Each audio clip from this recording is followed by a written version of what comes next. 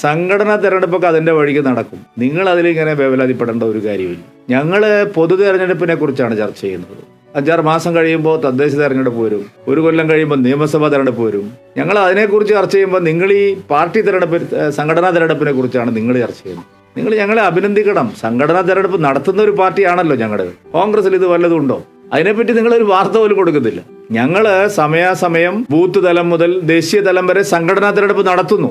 അപ്പോൾ ആ സംഘടനാ തെരഞ്ഞെടുപ്പ് നടത്തുമ്പോൾ അതിൽ പ്രശ്നങ്ങളുണ്ട് എന്ന് വരുത്താൻ നിങ്ങൾ ശ്രമിക്കുകയാണ്. ഒരു പ്രശ്നവുമില്ല. BJPയുടെ സംഘടനാ തെരഞ്ഞെടുപ്പ് അതിൻ്റെ മുറയ്ക്ക് സമയത്തിനുള്ളിൽ നടക്കും.